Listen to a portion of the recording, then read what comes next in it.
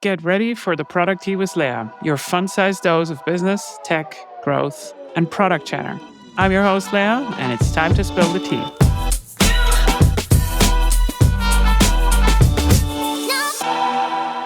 Welcome to the ProducTea.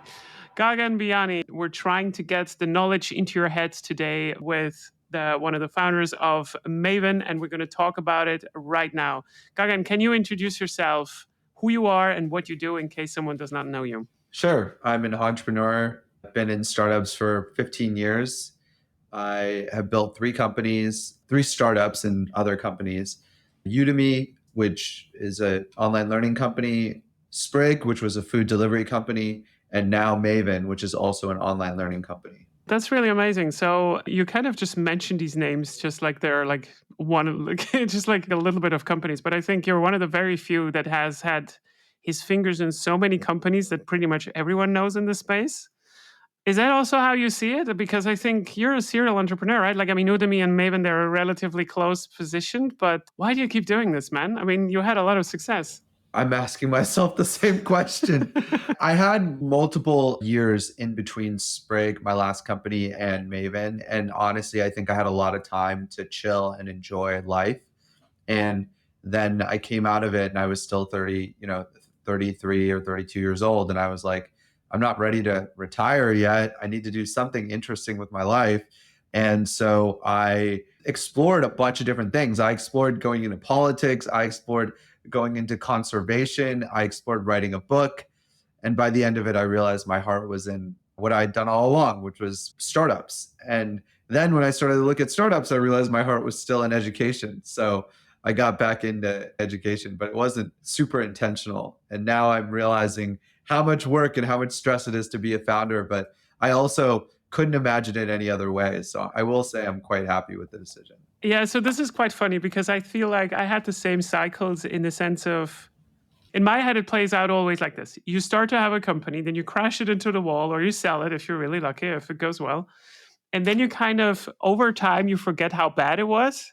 You know, like over like 1 or 2 years, like the operational pain that you felt every day is kind of like, yeah, maybe it wasn't that bad. I mean, I hated it back then. I can remember, you know, like every time I sold a company or like I got out of it, it was just like, you know, like the stress goes away.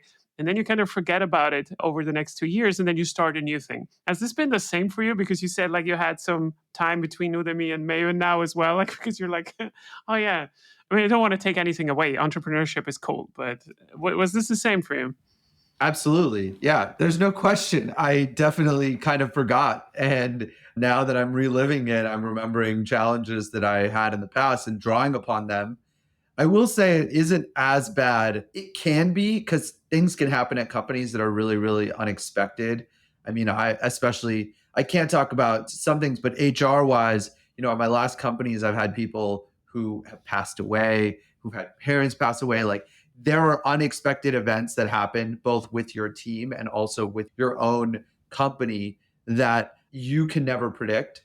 So sometimes future companies are less enjoyable than past, but for the most part, experience does help here, not just with execution, but also with stress management and with dealing with the challenges. So I feel like this company has been far less painful, certainly than my second company, which didn't work out. And probably still more like less stress than Udemy, though that was so long ago. I can't really remember it that well. Now, there's a funny bit in there that I would like to know before we go into the main topic, but I feel like 2 things have changed for me over the career. And I think the first company that I founded was about 15 years ago or something.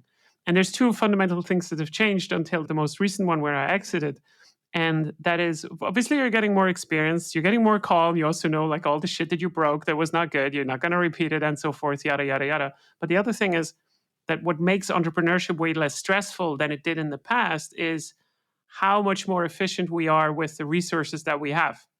And this is due to tech. This is also due to experience, of course. We also know how to hire the right people. One of the key mistakes that I made as well in the past, for instance, was to not get co-founders on board because I had a control problem and all these kinds of things. But I feel like if you can do more with less people, it's just in general just a much more I would say a fun experience, because you need to also keep to the fun while you're trying to make something like this successful. Otherwise, you're going to go crazy because you have so many setbacks. It's in a way, it's easier to build something, but it is also extremely hard to find good product market fit. It's not about can we build something? It's about can we build something that also enough people want and then also distribute, because there's two sides to this kind of coin. Was this also your experience? Absolutely. Yeah, I feel like the execution speed and efficiency is way higher at Maven than it was at Udemy.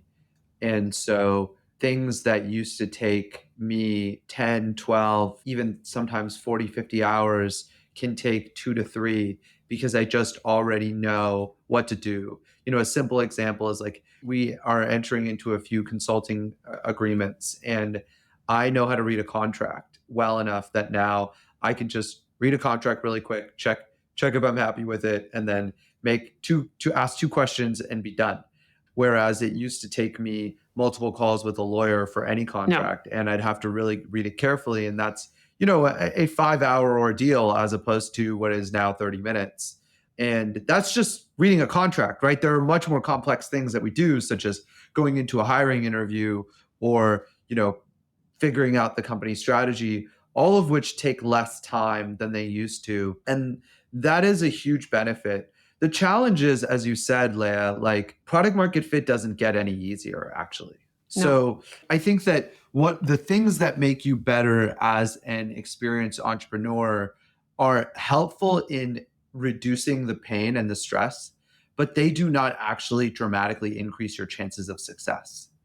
And that's a really interesting challenge because, like, at least for me, we didn't really know what we were doing when we started Udemy, but we found product market fit, and and the business worked. And at Sprig, we found product market fit, and then we lost product market fit to a competitor. So that was another interesting story. And at Maven, we found product market fit, and the market changed, and now we're responding to that and have changed our product. Well, I don't think we quite hit product market fit in the first iteration of Maven, but I think our second iteration is hitting it right No. now. And so I would say that there's always the binary nature of startups is something that makes it hard every time.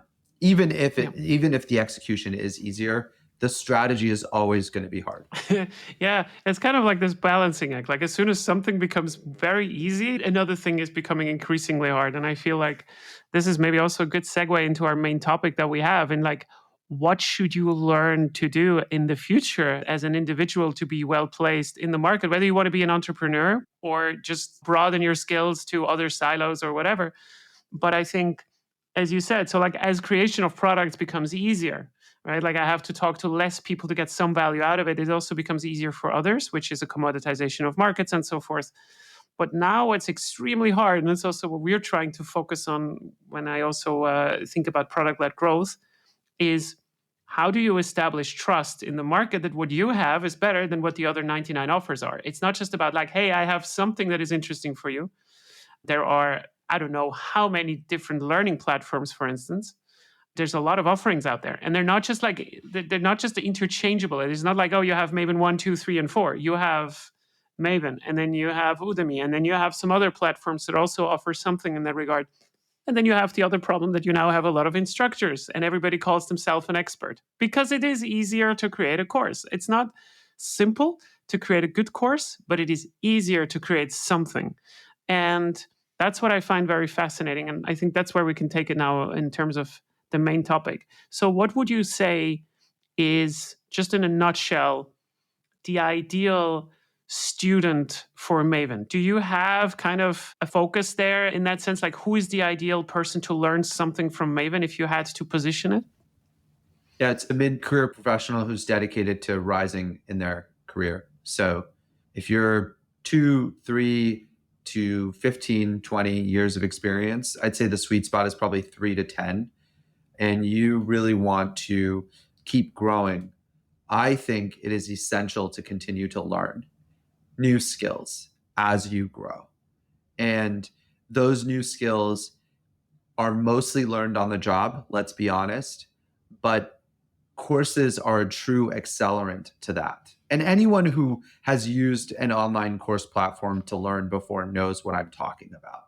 There are things for which your boss or your manager does not have the time nor the incentive to help you learn.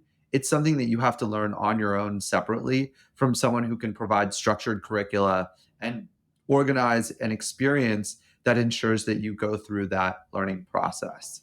So Maven's goal basically is to help people who are at major inflection points in their career learn No. skills, both tangible skills, like the type of things you can learn on Udemy, like literally how to use AI to build a chatbot or something, but also intangible skills. And one of the more valuable things about Maven and cohort-based courses is that you can learn intangible skills. And as you get into your mid-career, your tangible skills like knowing how to design or knowing how to write a PRD are only a part of what makes you successful. Another part is knowing how to influence, knowing how to set up a business case, knowing how to make the right decisions, rising in your career in a thoughtful way, and navigating the various conversations you might have that are negotiating conversations, etc.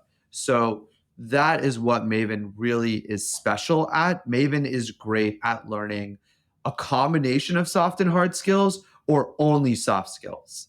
If either of those are important to you in your career, I think we're one of the best places out there to do that. So, what I find interesting from my perspective, because I have been both a learner and a teacher also at the same time, I'm also offering a course on Maven right now about product-led growth. I think what made me interested, because it was not the first time that I was approached to teach something on a platform. Like you have different forms of content. You have webinars, you have fireside chats, then you have the static video courses, then you have the written guides and so forth. And Podcasts. yeah, podcasts and so forth. And I think the most successful stuff or like form of content that I had so far in that sense was the written guides that were extremely detailed. But this is very difficult because the best form that I had personally in my life was cohort-based learning, where you can go back and forth in some way with the students that you have around you and with an instructor, as you said, because I feel like it's not just about what you can learn, it's also the form of it. It's not that difficult anymore to find good knowledge. There's always the standard books that are being mentioned by, like Inspired and this and that. And what my experience was is that in one-to-one coaching sessions with people is that these advices that they had from other people, what to learn, were always coming at the wrong time, or they could not operationalize it in that way. So it's not so much having access to the theory. It's just about, it turns out it's really hard to learn how to play the guitar without a guitar teacher. And it can be really, really minor adjustments of, no, you misunderstood this, that make all the difference when you're trying to absorb something. Or like typical thing is also like you have 5 tips of PLG and then you're trying to look at your product and you're thinking like, this makes no sense in my context. I don't understand what people are talking about. Yeah. And that's what I find so fascinating. And I can absolutely attest to the fact that the most impactful learning form that I had was cohort-based learning on topics that felt, they were a little bit bigger. It takes weeks to look at the stuff. You have spaces in between. And to be able to access something like this for, I don't know what the typical prices are on Maven, but like for a couple $100, a few $100. It's crazy. This is crazy. This is really, really crazy. And I can definitely attest to the fact that I learned more on my cohort-based courses that I had just in general than I did at some university, which I almost now said the name of. But if you go into my CV, you find it out. No worries. No, for real. And it just costs much, much more money. Yeah, I mean, this is why we started Maven, is because I wasn't really thrilled with my high school and university experience and want to upend it. So first of all, the format of cohort-based courses is the same as a university course. I think the real differentiator for Maven is just who's teaching it and what the goals are of the course. And so, your average university professor, look, the top 10% of university professors are amazing. They're fantastic, extremely smart. They really do have friends in industry that they get information from. But the average university professor is significantly worse than the average practitioner in terms of teaching. And the top 10% of practitioners are actually, I would argue, even better than the top 10% of university professors. And the reason is very, very simple. In order to be a university professor, you have to spend most of your life learning and climbing a political ladder that involves getting more and more accolades and publishing research. all of these things have nothing to do with being really good at the material and making that material valuable to the person who is in the classroom.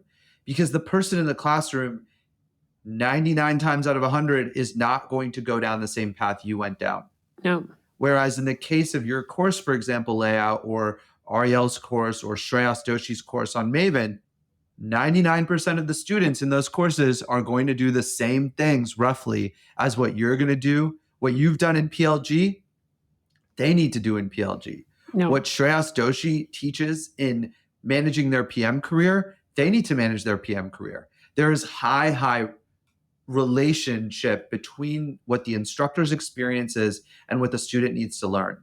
And that's a critical aspect of what makes Maven better than universities, in my opinion.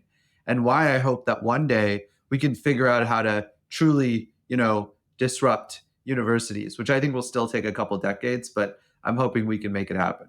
I think it's already happening in some ways, because I think if I look back to my university courses that I had, and also, like very prestigious business schools that charge you 10,000 per week, unironically, the things that I enjoyed the most, if I had some value from it, was always when practitioners were coming in for guest lectures. Like, okay, I'm presenting like an hour-long case on something that happened in this particular product that I don't remember any of the professors. I don't remember any of the other stuff, because it was never really applicable, exactly for the reasons that you said. It's just like, it's the lifelong question. Do you need to be a practitioner to know how to teach practitioners? And I feel like, yes, you do. In some way, you actually do. And I don't know. It's a tough position. I always get hate mail when I say something like this, but I think in some ways you are just a better teacher if you have also played tennis, like you need to kind of play it in some way. And we already see kind of academia getting even less relevant now also in machine learning. Like if you look at tech investments in the sense of like who is actually running the bigger models, the tech industry is scaling up so fast, whereas academia just cannot keep up anymore. So it's not even that they would have the research advantage, like in terms of how much money is actually running into the next gen research, because this was one of the advantages that academia had. Some of the YouTube courses that are out there are actually of better quality in some really highly technical topics than the stuff that I had in university, for sure. And it's just a reality of what we have. So I guess I agree with you totally. Yeah. Great. Well, let's go build it together. Yeah, we're going to kill it. This is an announcement. We're going to kill it. Next year, you're going to come back to the podcast and we tell everyone how everything is crazy. But yeah, no, I'm very, very passionate about this. And I think if there is one course that we're still missing, maybe also on Maven, maybe I should also do it, is how do you learn how to learn? Because this has been by far the strongest skill that I have developed. Its cohorts are so good because they kind of force you into this mode. Yes. Of like, I need to show up. There is some kind of social pressure, like to show up, to do your stuff, to do something for yourself. And I think if you learn why this actually works for you, then you can actually learn everything. It's about the time commitment that you put in and that you do something between the sessions, not because daddy said so or mommy said so. It's just because it is really for you. I'm really looking forward to this. So I had one thing that really pissed me off this morning that I wanted to say actually at the start of the podcast. And that was, I had 2 conversations last week. This is not made up. This is actually true. I was super pissed off this morning and I made a post about it on LinkedIn. Both conversations went the same way in that they have asked for some budget from their employers to fund their learning. And this was both times mentees that I have that I said, hey, you should do this course, or you should do like you should get some kind of resource over there, like books and whatever, or conferences, whatever. And they were both denied in terms of, no, we don't have the money for this. And both of these mentees are delivering a lot of overtime, right? So like there's absolutely no care from the employer to pay for any of this. So the question to you is, maybe it's two-sided. The first one is, what should we do if our employer just does not care about us? Because that's how I would phrase it. When it comes to our own learning budget, like what should we do? Is it still worth it if you pay for it from your own kind of pocket? And yeah, what's up with that? It really, really annoyed me. Yeah, I mean, I can understand both sides as someone who has to, sometimes sign off on these budgets, and then also someone who does sign off on these budgets and is in favor of people spending money to learn. So the comment I would make is that a lot of Maven students do pay out of pocket. It's about half, roughly. And so it is something that is strange for people because they're used to taking out loans in order to pay for education. And somehow, and I find this to be very odd and something that we will continue to try to message over time, is like, it's okay to take a multi-$100,000 loan or $50,000 loan for your education, but doesn't make sense to spend $500, on something tangible. And I think there's a lot of people out there who don't believe that. And so honestly, Leah, like, the people who use Maven are the people who don't believe that or who can convince their employers. And so, that's the other thing is, hey, employer, I am in charge of this initiative right now. The cutting edge stuff that's happening in this initiative is being done by this instructor. This course is going to help me achieve the goals you want. And, it's only a few $100s relative to the overall salary, et cetera, budget that you have for this business. This is going to be better spent than any advertising or anything else. And so whether the employer sees it or not, this is reality. I also think that as an employer, it's very hard to figure out where to spend money when it comes to learning. And because it is so driven by student motivation and effort. And so I think a lot of employers haven't really figured out, like, okay, where do we put the money in and where are we actually getting the ROI and how do we calculate this, et cetera. But personally, I think this is a flaw in organizational thinking in general, is that there's not enough faith-based decision making. Yeah. And it's very, very hard to calculate every ROI at a business. And so I always say two things to my team. One is like, you have to try and calculate ROI. I think there's a set of people who use faith-based decision making and just don't want to calculate the ROI. They're like, this is good because it is logical. Like, our onboarding emails should be better because we have, students coming in who don't know enough about the product. And so let's users coming in who don't know enough about the product. And so we need to tell them about the product. It's like, okay, how many people are coming in on a daily basis? How do we compare this to other products that you might build, other emails you might perfect, other things? And can you start to build a model in your head to prioritize things? That's critical. But the second thing that's also critical is to throw out the model after you've written it as your primary decision-making measure. If you only make decisions based on calculating ROI, you'll fail because you'll miss the 10x opportunities that don't show themselves in an ROI calculation. So I think with learning, it's very hard for employers to see it. And when the social pressures are high and when they have less leverage in the hiring marketplace, they will come back to it. So a year or two ago, learning budgets were really, really healthy and probably overly generous. I mean, I know people who were at big companies, not to be named, that were that were subsidized. Their tennis lessons were subsidized. They were like, hey, learning is important because I should just be a lifelong learner and it's good for the company. And the company had a policy that just said, look, any type of learning you want to do, cooking, schools, whatever, is valuable. That's crazy. I think that's really stupid. And I think those companies have cut down their perks and they've just swung the pendulum in the exact opposite direction. And they've just said, hey, there's been a little bit too much abuse of this system.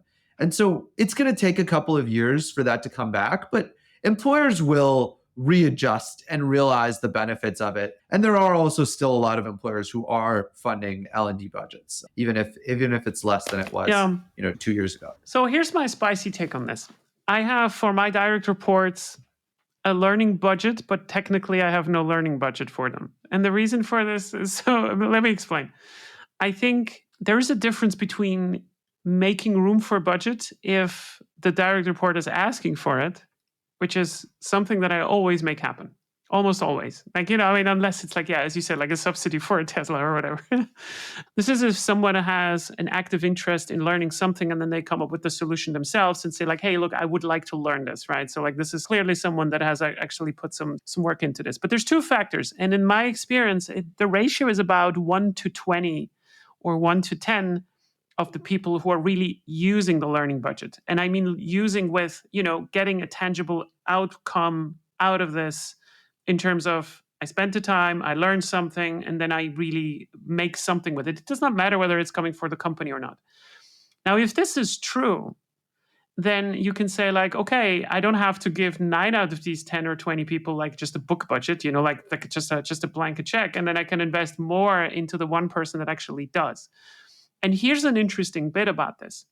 I strongly believe that, let's say you have a PM that comes to you and says like, hey, I would like to learn about machine learning. And I say, hey, you know what? There's a good course on Maven about this. Go check it out. I never do that. I always try to ask myself in my head, okay, this person wants to learn about machine learning. What is the best resource for them in the style that they learn? Is it a book? Is it YouTube videos? Is it a cohort-based course? Most of the time, it's a cohort-based course for the very specific reason that I don't need to necessarily see an ROI case, but I know that the penetration chance of getting something good out in a guided experience like a cohort is actually the highest, because I know it from my experience. I've had a lot of people that I had to manage.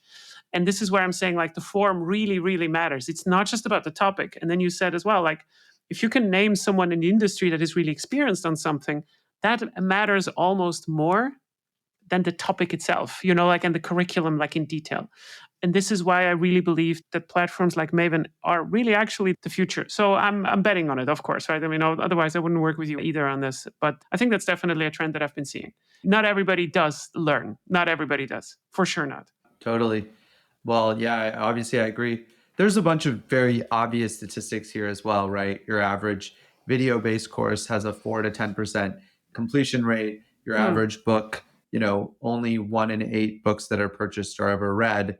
And with cohort-based courses, the number is closer to 75 to 90%. So completion rates are super high at Maven and across the board for cohorts because of the accountability. And anyone who experientially has been through one of these knows that if you have a Zoom call in your calendar and you have other people who are like going to look over your projects, or who are even just doing the projects at the same time as you are, even if no one's going to look at your project, and you see someone else post their project, No. it motivates you to finish yours. So, yeah, that's 100% true as well. And I think maybe the last thing that I wanted to mention as well in this regard is that if you do learn something really valuable that actually brings you maybe also out of the company that you're in, because, like now you've expanded your career and now you feel like, okay, shit, I'm ready for the next step in my career and actually expand. Hey, so be it. An ROI is not only always in the same company. totally. I've had great opportunities in my life because I was growing out of my job. And then I don't forget about these people, of course, So it's a bit crazy to think of learning just like in the context of just a company and then you just that's it. Absolutely. Yeah, I agree. Some of our best courses are ones that I wouldn't necessarily see an employer reimburse, but as an individual is an incredibly valuable investment in their own career. Now I'm Yeah. interested. Which one would that be? Well, Shreyas Doshi's course is called Managing Your PM Career. And there's definitely employers who have provided their employees with budget for this course because they know that if their PMs are just smarter about their careers, they're going to do better at their companies. But there are also plenty of people who invest their own dollars into that course because they know that for their careers, their career potential is hundreds of thousands of dollars a year in salary. And managing their career well is the difference between making $500,000 to $1 million at their peak or making $300,000 at their peak or 250. And that's a huge delta. And so I think his course is like 800, $900, something like that. Like that's not a lot of money to give yourself some knowledge that might increase your chances of getting from, 250 to 500. No. And I think I can also $1,000. attest. Yeah, for sure. And I can also attest that it from the side of the course creator right now, because I have started to create my product-led growth course. The way that you structure the product makes it relatively easy without going too much into detail on how to structure the course, like setting it up, the payment and everything, the events, the curriculum and so forth. And what that does is it's not just easy to get started. It also means that right now our industry is changing extremely fast. In the next 3 months, these novelty topics about, like how to create queries in ChatGPT and so forth are going to be exchanged with some actual topics in machine learning that will stay for longer, because we're moving at such a breakneck pace right now, our pace, that some of these topics become career changing for most people. And I strongly believe that we have to actually learn more about other silos than the ones that we're just in. So like, for instance, I am heavily product focused, right? So I also started to learn about sales and marketing. And was the best decision that I could have done in my career. Best decision by far. Absolutely. No. Yeah. So what is the next course that you're going to take? Are you going to take courses? I'll probably take something on AI soon. I'm one of those people who's a skeptic of new technologies when they come out. I've seen so many of them. I've seen, AR and VR get hot and then sort of not happen. Self-driving cars was super huge once upon a time. I mean, I know that they are continuing and they will become a thing, but then I remember things like mobile, which did take a couple of years. I think people forget that it took a couple of years to sort of really take off, but it really did take off. It was huge. And I do think AI is more like mobile and less like AR or VR, because I feel like there are a bunch of practical applications right away of how they can improve and speed up your work. I don't think it's going to take over the world the way that people think. So this like idea that in 5 years we're all going to be out of jobs, or in 10 years AI is going to potentially, destroy the world because it's going to be so powerful. Like, I'm super, super skeptical of these. I Yeah, think okay. this is like, it's a bit of an extreme take. Okay. I mean, it's okay. extreme, but so many people believe it. Like, this is just like, people just bandy these things about like it's normal, and they get so excited by the possibility of something. And like, that possibility exists, but it's on a time frame that has to face reality. And I feel like a lot of dreams, I would call these fantasies about what is possible, aren't rooted in a practical understanding of how things grow and develop over time. And nothing in human history has ever taken the world by storm at the speed that people are predicting AI will take the world by storm. Like, it doesn't happen, right? I mean, it depends on who you take as your predictors, right? But like, Sure. So here's two things that I see. Like, so because I'm working in a machine learning product, and I believe I have some context of misunderstandings of what people actually believe. So the first thing is, if we look at language models and ChatGPT and AutoGPT now as well, that can operate other models and what they can do with it, the first misconception that people have is that these language models and AI models, what they cannot do is they cannot objectively assess reality. So for instance, if I give you a task and I ask you, is this a piece of glass? Then you can examine it, right? You can do this, you can do that. All an AI model can do so far, or a machine learning model is, it can only evaluate opinions and the likelihood of what the data set that has been trained into it would suggest for it, right? So like, it's kind of like, it's garbage in, garbage out. It's like whatever most people think is what the AI model kind of thinks, but it cannot change its beliefs in that sense. That's the first thing. And this is a very serious limitation of language models. And that's where people kind of overestimate it. We don't have a solution for this yet when it comes to AI. However, absolutely disagree that it's not going to be completely crazy bananas in tech, inside of tech. This will cost a lot of, I would not say jobs, but like parts of jobs that we have not automated yet. I'm honestly thinking right now, I don't know whether I use SQL as much as I do in the future to analyze data sets in tables and so forth. And the reason for this is that current AI products that we have are extremely strong in taking unstructured data. Like, you don't have to bring it into a consumable form. I mean, I don't even have to speak English to you. I can just give you some garbled up garbage and it still understands it, and then puts it into another form that you can also dictate. So what it is, it's kind of like a mixer of something that brings it in some form that is kind of understandable. And it's not so much what it outputs, it's just the direction that it puts you into. And what I mean with that is it's going to revolutionize how we do research for business cases. So you're also an entrepreneur, right? So like, let's say you're going to evaluate, I don't know, a specific subdomain or industry of a business that you want to create. And like, Maven is maybe not a good example now, but let's say you go back to Sprig or whatever.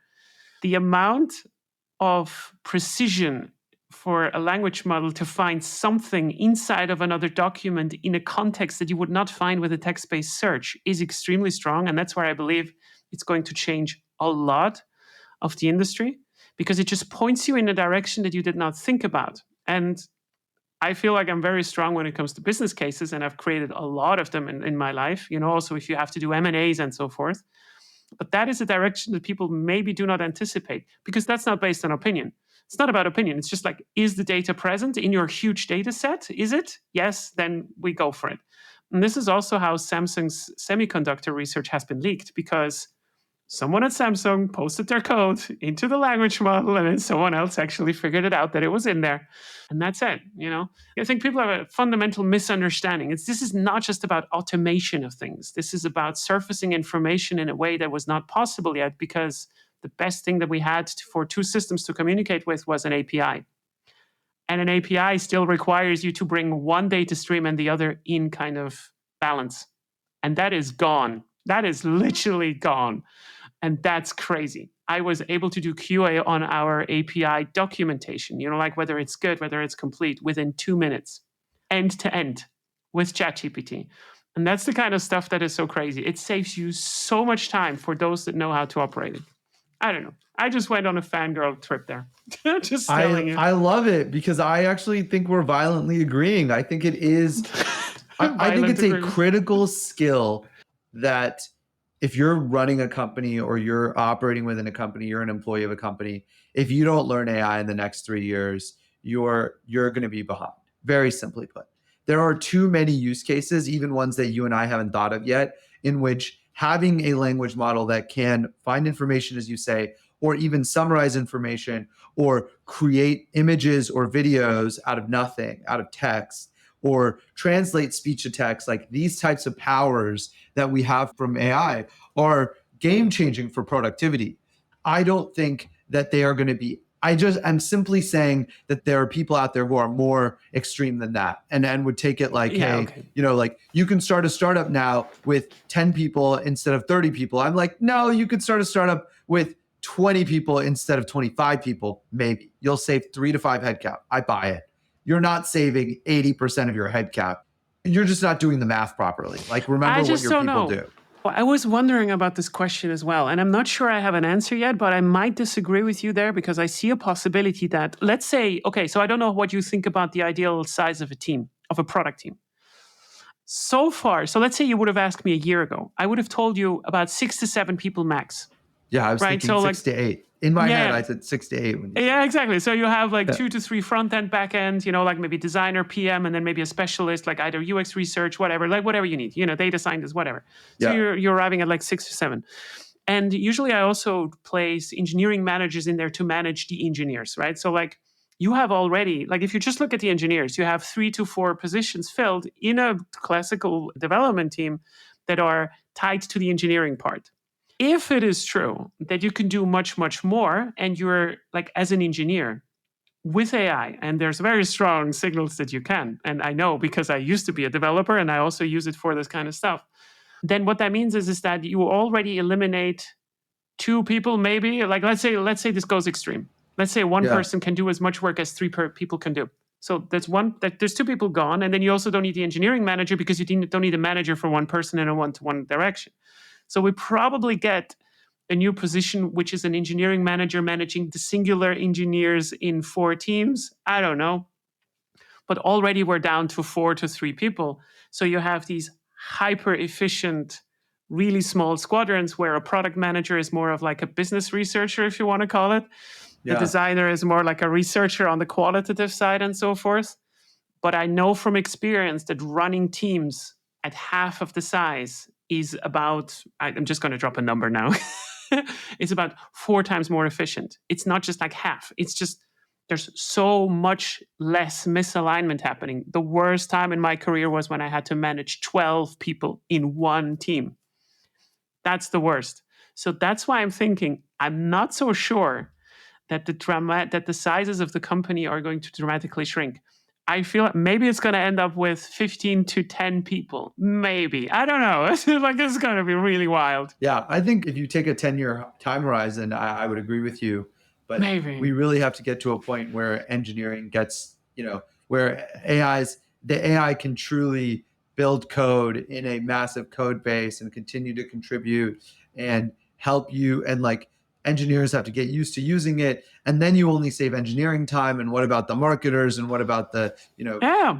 et cetera? So there's sort of like a bunch of layers of product that need to get built on top of the core LLM structure that is going to require 5 years of innovation to get it to the point where each one of these tools is dialed. Like No. sales automation will come, and you might get rid of your like frontline SDRs who are just cold, get rid of the cold outbound outreach. You also have to react to the fact that the market will then get flooded with cold outbound outreach. It already is, in my mind, based on my inbox. I cannot wait for another 50 SDRs just messaging me automatically with their bullshit tools every day. I cannot wait. Oh my God. Yeah, I know. I think the arguments are stronger now than they've ever been, and I can see them. I'm just saying that, look, the goal here is to improve productivity dramatically for yourself and in your career. And if you're an individual actor in this situation, you better figure it out, because it's going to be super critical. And the next generation is going to come in and be like, as a one person team, I can do these 3 things. I can create content for TikTok, I can create content for LinkedIn, and then I can recreate it for Twitter and email because I'm using AI and I'm like 3 times more productive than you are. Like, if you don't know how to do that well, you're screwed. If you're a product manager and you don't know how to leverage AI to make recommendations in 1/5 the time of what recommendations used to take to build, like, you're screwed. So you got to figure it out. 2 years ago, I had a hypothesis, and I said that the most missing skill from product managers is the ability to create good business cases, because that's always pissing me off when I have product managers around me that are not capable of seeing the bigger picture and understand how to build a business thesis around anything. And a very good metaphor that I actually heard also from AI is that, and you can apply this to any job, is if you frame it in the context of someone that writes content. You and me, we write content every day, or like at least a couple of times a week. It's not so much about creating the content anymore. So it's not about learning how to speak and write English well. It's about editing it. And that is a completely different question. And the same is now happening for engineering skills. It's not about whether you learn SQL anymore. The question is more like, how do you use what other people have written, or like a language model is maybe outputting? How can you edit it so it actually works with this gap that you just mentioned, like big code bases and so forth? Because language models will never get to the full automation cycle. I get that as well, and I agree. But this gap coverage is going to be where the money is, and that's what people need to learn. I really think that you don't have to learn languages the way that you used to, like coding languages or other stuff. I really think that this era is now coming to an end. I'm going that far. But there's a new skill that we've never looked at, and that is, how do I not know the entire language set, but make it kind of work with what we have otherwise? And that is kind of like editing content. Because, yeah, I mean, as you probably as well learned, like learning how to write well is extremely difficult, even if it's just for content. Like, this is a muscle that you have to train a lot. So yeah, it gets down to the point of like, how do I learn how to learn? And that's what it is in the end. So Absolutely. it is going to be so crazy. Just wait. I don't know. Like, I think I'm more on the hype trip than you are, because I have a G2 hanging up there on the wall for VR, because I'm a huge fan. First hour, and I was like, yeah, this is going to take off. And then it didn't. And then it was the second wave, and it didn't. This is crazier. You will see. I know. Well, I'm excited. So here's a question that is a bit weird now in this context, but I usually ask it also people in general. What is a trend that you see in the industry happening now, aside from just saying like AI? Because I don't accept this answer anymore in this podcast. It's too general and it's too easy. But maybe, do you have something that you feel like, yeah, like this is a trend that maybe people they're not highlighting it enough yet? Anything in the industry in the next 10 years? in product in general, I'd say over the last decade, we've seen multiple iterations. And so like, let's go back and I'll bring it to where we are at today. 15, 20 years ago, the idea was like a waterfall methodology, right? You sort of plan in 1 year, 2 year cycles, and you have an end goal of what you want to build. You put those features into a system and then you build them over time. And then we kind of swung in the opposite direction and went into this crazy A/B testing everything mode of just like rapid iteration. And that resulted in like both the rise, but also the fall of Facebook, right? Because Facebook was both a great product because it was so addictive, and Yeah. also everyone ditched Facebook because it was so addictive. And like people realized, like, hey, this isn't actually good anymore. It's not serving me. And there was this massive shift. And more recently, you had this shift towards the true artistry of product, right? And that is the era we are just coming out of, I think. And I think over the last like 3 to 8 years, the majority of founders, at least, and startup entrepreneurs have moved back to, let's call it the Evan Spiegel way of doing product. I think he actually was one of the people who popularized this at Snap, but No. basically like, and Jack at Twitter, maybe to some extent, is like, I'm going to go and be like a monk or have a really good intuitive understanding of the end user. And I'm going to build what they want and screw what all the data says or anything else. And like, this is to some extent what Elon Musk does. And I think actually we're going to move back to something that is a little bit more of a hybrid. And I think PLG to some extent has that, which is the user matters and they are important and you have to truly understand them. But product is a multifaceted skill. And No. you also need to be good at data and analytics. You also need to be good at innovation and coming up with things that nobody knows is possible. And then you have to prioritize those things together. And so PLG is like the start of this. Maybe that's a word that will take over. But the primary thesis I have is that over the next 5 to 10 years, the best product leaders are going to be multifaceted in their No. skill set and much more multifaceted than what we maybe used to think. At each iteration of these cycles, in the waterfall analogy, we were looking for project managers almost entirely. In Yeah. the iteration thing, we were looking for engineers who turned into product managers. Then we looked for artists or people who had like, not necessarily design, but like kind of design backgrounds, like maybe the Airbnb founders or something. And now I think we're like, hey, you just need to be generally like really sharp and good and you have to be multi-talented. So you can't just be a designer or an engineer or whatever. You have to actually have a little bit of skills in each one of these categories. No. Yeah. I think I agree on this. And I think you cannot afford to just think in one silo. And the reason for that is that also customer journeys are extremely silo independent. Like you start on a product, you go to sales, then you go back into the product, then you go dormant for 3 months, then you come back. Buyer journeys are wild nowadays. They're just wild. Sales is not just closing, product is not just building, and marketing is not just attracting.